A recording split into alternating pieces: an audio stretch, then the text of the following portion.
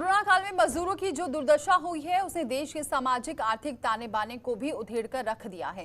ये मजदूर अपने ही देश में प्रवासी हो गए हैं, अपने घर से हजारों मील दूर, जिनके लिए इन्होंने अपना खूब पसीना बहाया। संकट के समय उन्होंने साथ छोड़ दिया।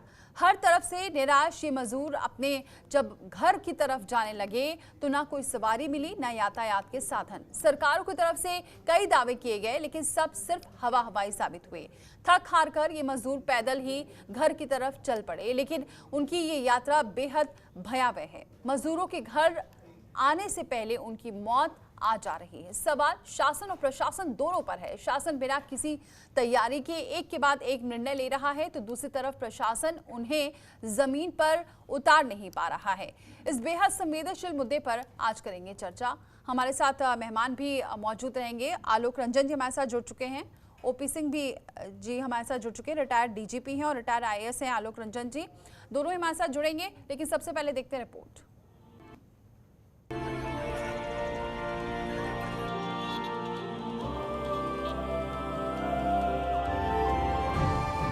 एक दिन में 30 मजदूरों की मौत।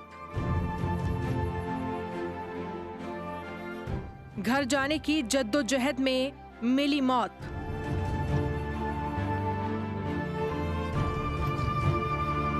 क्यों बेमौत मारे जा रहे हैं मजदूर?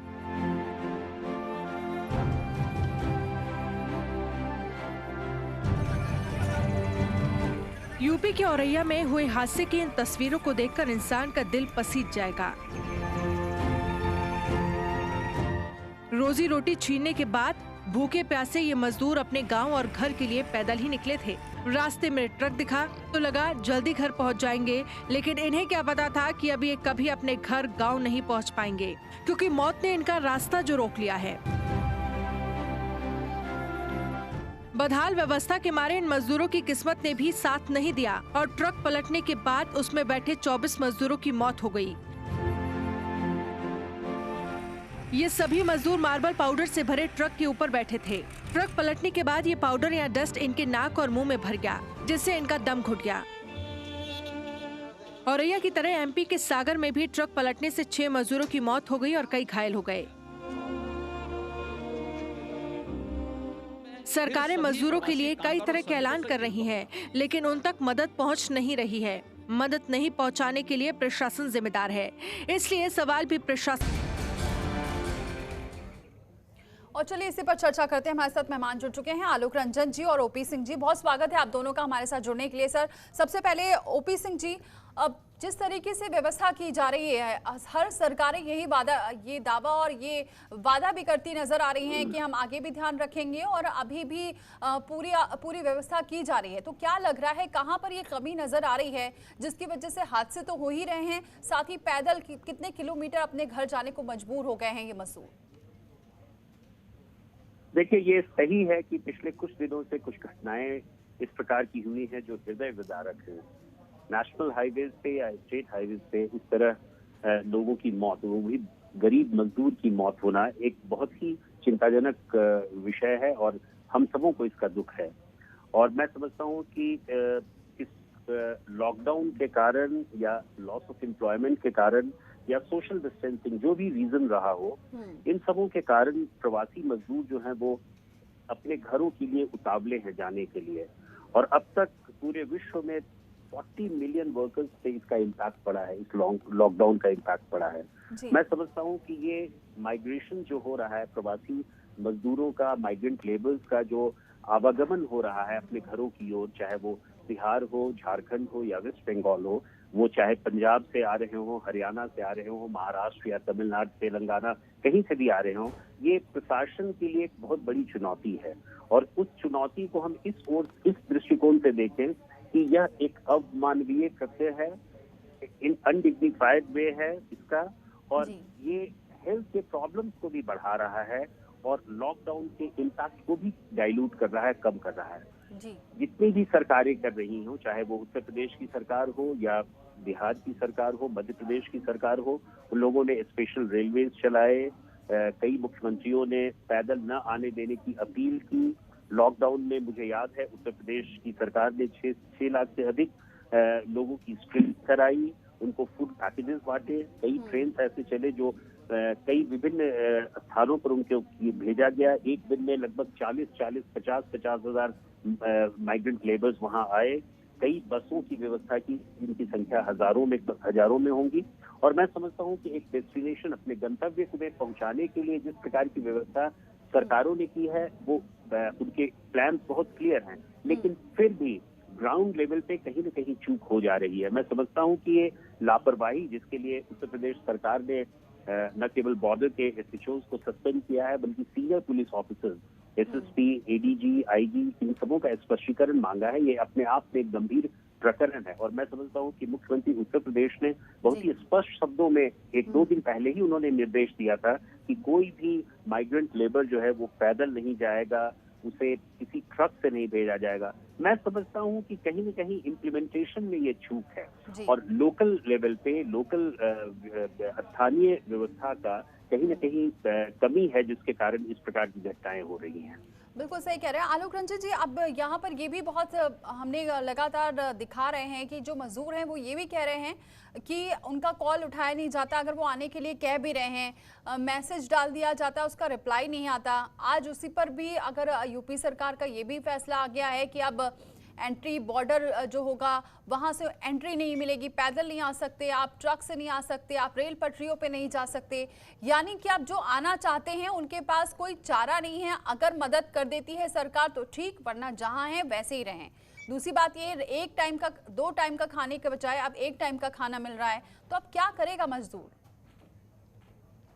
देखिए, ये जो औरैया की जो घटना हुई है, मैं समझता हूँ बहुत ही दर्दनाक घटना है, जिसमें 24 मजदूरों की मृत्यु हुई है। इसी प्रकार की और भी घटनाएं इधर हुई हैं और प्रदेशों में भी हुई हैं। 2-4 दिन में हम लगातार कोई ना कोई घटना कहीं ना कहीं सुन रहे हैं, जिसमें मजदूरों की दर्दनाक मृत्यु हो रही है। मैं समझता हूँ ये हम सभी के लिए बड़ी ही शर्म की बात है, शासन प्रशासन के लिए भी और हम सब के लिए भी, कि हमारे मजदूर जो एक तरीके से निर्माता है हमारे बड़े देश के, उनको इस तरीके की समस्या को फेस करना पड़ रहा है और हम उसको सुलझा नहीं पा रहे हैं। इधर देखिए, मजदूर पहले तो देखिए लॉकडाउन हुआ तो मजदूर ये सोचता रहा कि ठीक है, लॉकडाउन उठ जाएगा, हमारी इंडस्ट्री फिर चल जाएगी, हमें रोजगार मिल जाएगा, तो उसने सब्र किया। लेकिन जब सेकेंड लॉकडाउन हुआ तो उसके बाद उसका सब्र जो है वो टूटना शुरू हो गया। उसको लगा कि अब हमको रोजगार तो मिल नहीं रहा। खाने पीने की व्यवस्था शासन और प्रशासन द्वारा जरूर कहा जा रहा था कि हम खाने पीने की इनकी व्यवस्था कर रहे हैं, लेकिन शायद उसमें कहीं ना कहीं कोई कमी रह जा रही होगी प्रशासनिक स्तर पे, कि उतना जो उनको भोजन वगैरह इतना उपलब्ध नहीं कराया जा सका। और दूसरा, वो ऊब गए, उनको लगा कि हम अपने घर लौटें, हम घर चलें, यहाँ कोई रोजगार तो है नहीं, हम यहाँ रह रहे हैं, हमको क्या करें, कैसे रहें। तो उनके मन में जो इच्छा आने लगी, मैं समझता हूँ उसी समय से एक पूरा प्रबंध किया जाना चाहिए था इनको वापस लाने का। वहां कहीं पे कुछ विलम्ब जरूर हुआ, शासन स्तर पर भी और प्रशासन स्तर पर भी विलम्ब हुआ इसको, समस्या को समझने में और इसमें एक्शन लेने में। अगर पहले ही ये कर लिया जाता तो उस समय से जहां हुआ तो काफी मजदूरों को हम अपने घर वापस उनको पहुंचा दिया होता। लेकिन पहले तो ये हुआ कि ये आदेश हुआ कि नहीं, आप लोग जहां हैं वहीं रहें, ना आए। ये मजदूर लोग नहीं माने, अपना चल दिए, अपने उसमें चल दिए, क्योंकि उनको मजबूरी थी, वो चल दिए। तब फिर आया कि भाई ठीक है, प्रदेश शासनों ने कहा कि हम बसें लगाएंगे अपनी, हम बसों से बुलाएंगे। लेकिन तब भी मैंने एक बार कहा था, आप ही के चैनल में कहा था मैंने, कि बस के माध्यम से ये संभव नहीं है, इतने लाख लोगों को आप वापस ले आए। उत्तर प्रदेश और बिहार में और सब में कितनी बसें आप लगा लेंगे, कितने लोगों को आप बसों से वापस ले आएंगे। इसके लिए तो आवश्यकता थी कि स्पेशल ट्रेन चलाई जाए। लेकिन शुरू में बात हुई कि नहीं, स्पेशल ट्रेन नहीं चलाई जाएंगी, ऐसा कुछ निर्णय रेल मंत्रालय का था। बाद में फिर कुछ दिन बाद ये चीज सामने आई कि नहीं, अब स्पेशल ट्रेन चलाई जाएंगी। तो उसमें भी तरह तरह की समस्या आएंगी, कैसे चिन्हित किया जाएगा कि कौन जाएगा, टिकट लिया जाएगा, नहीं लिया जाएगा, तरह तरह की कंट्रोवर्सी सामने आई। और कितनी ट्रेनें चलेंगी, कहाँ जाएंगी, कैसे जाएंगी, वो पूरी तरीके से एक अव्यवस्था का वातावरण सब बन गया, चाहे वो बसों का हो, चाहे वो रेल का हो। और उस अवस्था में मजदूर को ये विश्वास नहीं हुआ कि हमारे लिए प्रबंध हो पाएगा। जब उसको ये विश्वास टूट गया कि हमारे लिए कोई प्रबंध हो पाएगा घर जाने का, तो वो चाहे पैदल चल दिया, चाहे रिक्शे से चल दिया, चाहे ऑटो रिक्शा से चल दिया, चाहे ट्रक पे चढ़ के बैठ गया, प्राइवेट तरीके से अपनी व्यवस्था करा ली और चल दिया। अब वो चल के आने लगा तो सड़क हादसे भी उसके सामने करने पड़े, सब करने पड़े। और वो जैसे आ रहा है ऐसे पैदल चल के भी आ रहा है, तो कहीं कोई खाने पीने की व्यवस्था अभी नहीं हो पा रही है। जैसे प्रशासन को करना चाहिए, जरूर करना चाहिए। सही है, बिल्कुल आप एक की बात बिल्कुल सही है कि अब विश्वास दिलाना मजदूरों को बहुत मुश्किल हो गया है, चाहे वो कोई भी सरकार हो। विश्वास ऐसा उठ गया है जिसकी वजह से अगर उनके पास थोड़े भी पैसे हैं तो उन पैसों का वो इस्तेमाल इसलिए कर रहे हैं कि वो घर पहुंच जाए। जी, वो कह रहे हैं मतलब किसी तरह घर पहुंच जाए, उन्हें लगता है सरकार हमारे लिए व्यवस्था नहीं कर पाएगी। या हमको व्यवस्था का लाभ नहीं मिल पाएगा, इसलिए वो बेचैन होकर चल दिए हैं वो घर की तरफ। तो अब तो यही तरीका है कि जितने लोग ये सड़क पे चल रहे हैं, वहां सड़क के मालूम है कौन कौन सी सड़कों पे चल रहे हैं, वहां गाड़ियों का प्रबंध किया जाए, उनको भोजन का प्रबंध किया जाए, उनको खाना पीना दिया जाए, उनको उन गाड़ियों में बैठाया जाए और उनके गांव तक या उनके शहर तक उनको पहुंचाया जाए। ये युद्ध स्तर पे ये कार्रवाई करनी पड़ेगी और ये कार्रवाई हो सकती है। ऐसा नहीं है कि ये इतनी बड़ी विकराल समस्या है कि प्रशासन कर नहीं सकता। अरे हम लोगों ने इलेक्शन कराए, ओपी सिंह जी मेरे साथी बैठे हैं वहाँ, हम लोग इलेक्शंस कराते थे, कैसे कैसे तरीके से कराते थे, कैसे कैसे गाड़ियों को रिक्विजिशन करते थे, कैसे कैसे लोगों को दूरस्थ गांव गांव तक में पोलिंग पार्टी को लगा लगा के भिजवाते थे। तो यहाँ ये भी करा जा सकता है, बिल्कुल करा जा सकता है, अगर इच्छा शक्ति आ जाए शासन में और प्रशासन में, और ये हो जाए कि नहीं ये करना ही है तो अभी भी करना चाहिए। जो लोग चल रहे हैं सड़क पे तुरंत उनको गाड़ियों में बैठाया जाए, खाने पीने की व्यवस्था कराई जाए, उनको उनके गांव और शहर में लाया जाए, वहां चाहे आप उनकी जांच कर लीजिए, उनको क्वारंटीन कर लीजिए, या क्वारंटीन भी करिए तो उनको खाने पीने की व्यवस्था कराइए। और उसके बाद जैसा आपने शुरू में ही कहा, उनको मनरेगा के माध्यम से या किसी और प्रोजेक्ट के माध्यम से रोजगार दिलाइए। ये पूरी बड़ी विकराल समस्या है जो हमारे सामने आई है और इसको बिल्कुल युद्ध स्तर पे, वॉर फुटिंग में जिसे कहते हैं, सामना करना पड़ेगा। वो नहीं तो ये जो अभी तो बिल्कुल ऐसा वातावरण है, लग रहा है कि अव्यवस्था का वातावरण है, किसी को दाएं हाथ कोई नहीं पता कि बाएं हाथ क्या कर रहा है और कैसे इस समस्या का हल करें। और बिल्कुल जो कोई किसी को, अब जैसे आपने सही कहा, अभी आदेश हुआ है सरकार का कि कोई भी ट्रक या दो पहिया वाहन से नहीं घुसेगा। अब मान लीजिए वो मजदूर कोई ट्रक करके चली दिए हैं अपने वहां से, मुंबई से या कहीं से, और वो पहुंच गए हैं बॉर्डर पे, अब उनको बॉर्डर से अंदर नहीं आने दिया जाएगा तो वहां पे क्या करेंगे? तो उसका विकल्प ये होना पड़ेगा कि भाई ठीक है, ट्रक से ना आए तो भैया वाहन से ना आए तो वहां पे बसों का इंतजाम होना चाहिए या और कोई सरकारी तरफ से गाड़ियों का इंतजाम होना चाहिए जिसके माध्यम से उनको लाया जाए। नहीं तो बॉर्डर में ही वो फंस के रह जाएंगे, खड़े रह जाएंगे। वही एक के बाद एक आदेश हो रहे हैं, लेकिन उन आदेशों में आदेश हो रहे हैं और अभी मुझे लग कुछ रहा है वो नहीं जगह हो रहा। दिखाई भी ऐसा दे रहा है, जो अभी कुछ देखने को मिल रहा है कि जहां पर कुछ बसेस को लगाया जा रहा है। लेकिन अब यहाँ पर सवाल यही उठ रहा है कि इतनी अव्यवस्था फैल कैसे गई, जिसकी वजह से कितने मजदूर तो अपनी जान गंवा चुके हैं ऐसे ही, और फिर जो किया है सरकारों ने उस पर भी पूरा पानी फिरता नजर आ रहा है। ओपी सिंह जी, कहाँ पर ये चूक आप लग रही है? क्या लग रहा है कि कोरोना के वजह से जितने प्रशासन के अधिकारी हैं उन पर इतना ज्यादा दबाव है, या वो वहां इतने ज्यादा उलझे हुए हैं कि ये अंदाजा ही नहीं था कि मजदूरों की समस्या उससे भी बड़ी हो जाएगी? देखिए, ये बात तो सही है कि ये बहुत ही विकट समस्या है और ये विश्वव्यापी समस्या है। कोरोना हम लोगों ने आज तक कभी देखा नहीं। ये पहली बार ऐसा हो रहा है कि वर्ल्ड स्तर पे, पूरे विश्व के स्तर पर और भारत के स्तर पर पूरे राज्यों में जो है लॉकडाउन की व्यवस्था की गई है। आज तक मेरी जिंदगी में और हम सबों की जिंदगी में ये अवसर कभी नहीं आया है। ये सबसे बड़ी चुनौती है। लेकिन प्रशासन, जो हम संवेदनशील प्रशासन कहते हैं, जो हम हमेशा सेंसिटिव प्रशासन की बात करते हैं, संवेदनशीलता दिखाने का ये स्वर्णिम अवसर है। हर एक प्रशासक को, चाहे वो लोकल स्तर पे हो, स्टेट स्तर पे हो या राष्ट्रीय स्तर पर हो, हम समझते हैं कि संवेदनशीलता का एक नमूना यहाँ पेश किए जाने की आवश्यकता है। हम यहाँ पे चाहेंगे कि जितने भी हमारे स्थानीय प्रशासक हैं, डिस्ट्रिक्ट लेवल के ऑफिसर्स हैं, वो डिस्ट्रिक्ट मैजिस्ट्रेट हो, एसएसपी हो, एसएचओज हो, सर्किल ऑफिसर्स हो, हमारे उत्तर प्रदेश में ही बहुत अच्छे अच्छे एग्जाम्पल्स हैं। मुझे याद है झांसी का मॉडल जो है वो इस तरह, झांसी जो है बहुत अच्छे संवेदनशील तरीके से वो इस चीज को टैकल कर रहा है। और मैंने जो रिपोर्ट्स प्राप्त किया है उसमें संवेदनशीलता है। तो जब झांसी ऐसा कर सकता है तो उत्तर प्रदेश के अन्य भागों में क्यों नहीं किया जा सकता है? और जैसा आलोक रंजन साहब ने कहा कि ये कुछ मार्गों से आ रहे हैं। देखिए, सबसे बड़ी आप उनकी व्यवस्था, उनकी साइकिल को देखें कि कोई भी व्यक्ति, कोई ट्रक वाला अगर ले जा रहा है तो वो ट्रक वाला गलत काम कर रहा है। वो जान रहा है कि हम नियमों के विरुद्ध जा रहे हैं, इसलिए वो रात में चल रहा है, रात में ज्यादा वो चल रहा है। नेचुरली रात में ज्यादा एक्सीडेंट्स होने की संभावना है, रोड खाली है, हाईवेज खाली है, इसलिए वो स्पीड अप करता है। 12 बजे रात में वो चाय पीने के लिए उतरता है और उसके ट्रक को कोई डीसीएम मार देता है, धक्का मार देता है। मैं समझता हूँ 12 बजे रात से सुबह 8 बजे तक हमें और भी संवेदनशील होने की आवश्यकता है। मैं चाहूंगा कि हाईवेज पे, चाहे वो स्टेट हाईवेज हो, नेशनल हाईवेज हो या बॉर्डर के जितने भी हमारे रोड्स हो जहां से इस प्रकार की संभावना है कि लोग आ जा सके, हमारे मजदूर दूर दराजों से आ रहे हैं पैदल, उन सबों में इफेक्टिव सर्विलांस करते हुए, इफेक्टिव चेकिंग करते हुए, इफेक्टिव पेट्रोलिंग करते हुए, और खासकर बॉर्डर पॉइंट्स पे जहां जहां हमारे स्टेट के बॉर्डर्स हैं, उन सबों पे जरूरी है कि हम वहां पे इफेक्टिवली पुलिसिंग करें। और इसके लिए ये भी जरूरी है कि हमारी पुलिस के जो कर्मचारी हैं वो एक ह्यूमेन फेस दें, एक हाई हैंडेडनेस की तरह नहीं, एक ह्यूमेन फेस दें ताकि हम वोट कर सकें। और जैसा कि बताया गया कि कम्युनिटी किचन का क्यों नहीं हो सकता है, प्रोविजन वहाँ हो सकता है कि हम सबों को खाना खिलाएं, चाहे वो सपोर्ट हम एनजीओ के माध्यम से लें, सरकार खुद करे।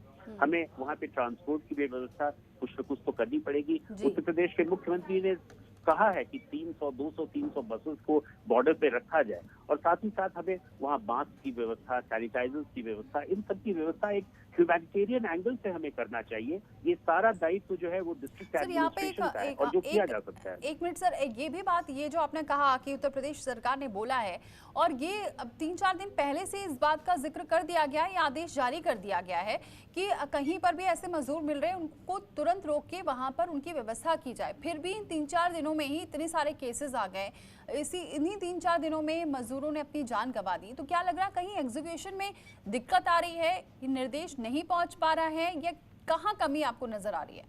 नहीं, आप बिल्कुल सही कह रही हैं। कहीं न कहीं निर्देश न पहुंचने का या निर्देश पहुंचने के बावजूद कोताही बरतने का ये की संभावना है, और इसकी पूरी जिम्मेदारी लोकल मैजिस्ट्रेट और लोकल पुलिस ऑफिसर की है। अगर डिस्ट्रिक्ट लेवल पे देखा जाए तो इसकी सारी जिम्मेवारी डिस्ट्रिक्ट मैजिस्ट्रेट और एसएसपी की है। अगर आप बॉर्डर पे देखें तो जो उसका क्षेत्र है, चाहे वो एसडीएम हो वहाँ का, या सर्किल ऑफिसर हो, या एसएचओ हो, उसकी पूरी जिम्मेदारी होनी चाहिए, न केवल एडमिनिस्ट्रेटिव पॉइंट ऑफ व्यू से बल्कि ह्यूमैनिटेरियन पॉइंट ऑफ व्यू से भी उसको देखना चाहिए। इस तरह के हृदय विदारक दृश्य हम टीवी पे देख रहे हैं कि किस प्रकार एक माँ जो है सूटकेस पे अपने बच्चे को सुलाकर और उसको खींचते हुए ले जा रही है। तो इस तरह की चित्रों को देख के किसी का भी हृदय पिघल सकता है। तो मैं समझता हूँ कि संवेदनशील प्रशासन का ये नमूना होना चाहिए कि वहाँ के जितने भी अधिकारी हैं, किसी भी स्तर के अधिकारी हो, लोकल सेल्फ गवर्नमेंट जो भी हो, उनको चाहिए कि इस प्रकार की घटनाओं पे वो तुरंत कार्रवाई करें और इसकी रोकथाम के लिए करें। मैं समझता हूँ कि उत्तर प्रदेश में हमारा यूपी 112 जो है एक बहुत ही सशक्त हमारा एक प्लेटफॉर्म है रिस्पॉन्स व्हीकल के तौर पर, कि हम पेट्रोलिंग कराएं। क्यों नहीं हम बॉर्डर के थानों को, बॉर्डर के अंदर और बॉर्डर के थानों को सेक्टर में बांट दें, जिस तरह हम कॉमनल रॉयट्स में करते हैं, जिस प्रकार हम इलेक्शंस में करते हैं, हम जोन्स बनाते हैं, सेक्टर्स बनाते हैं। क्यों ना हम इस प्रकार की स्ट्रैटेजी पुलिस ऑफिसर्स के माध्यम से, डिस्ट्रिक्ट एडमिनिस्ट्रेशन के माध्यम से करें, जिसमें हम सेक्टर में उसको बांटकर, जोन्स में बांटकर और सभी अधिकारियों को नियुक्त करें, ताकि हमें बेसिकली 2 चीजों को देखना है। एक कि हमें एक्सीडेंट्स को रोकना है, और दूसरा इस प्रकार की घटनाएं जिसमें वो पैदल 1200, 1300 किलोमीटर चल रहे हैं, उनको भी हमें रोकना है, और उन्हें हमें बसों में बिठाना है, उनको प्रॉपर्ली मेडिकली चेक करके, उनको खाना देकर। आलोक रंजन साहब ने कहा कि क्यों नहीं संभव है ये, हम 10-10, 15-15 किलोमीटर पे इस तरह के लंगर्स लगा सकते हैं एक एनजीओ के माध्यम से, सरकार के माध्यम से। तो मैं समझता हूँ कि इन सब चीजों की व्यवस्था युद्ध स्तर पर जैसे हम चुनाव में करते हैं उस प्रकार किया जा सकता है, और अगर एक सशक्त संवेदनशील प्रशासन होगा तो वो इन सब चीजों को कर सकता है।